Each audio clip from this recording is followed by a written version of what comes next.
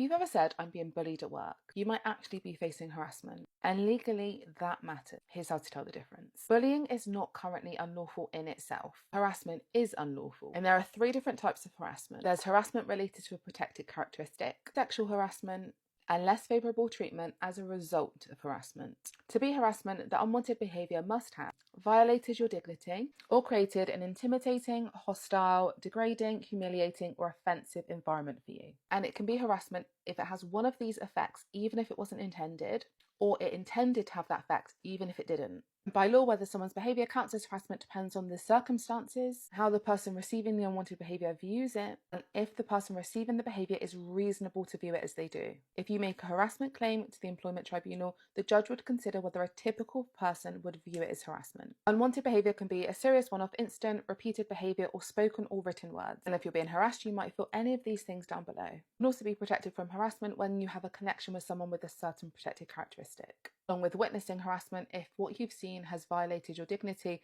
or created an intimidating, hostile, degrading, humiliating, or offensive workspace. If you think it's harassment, document everything. Dates, times, what was said, who saw it. Raise it formally through HR, or you can raise a grievance. Depends on your company policy. And of course, you can go to an employment tribunal, but remember this needs to be 3 months less 1 day from the date of the incident. Harassment is illegal, bullying is not.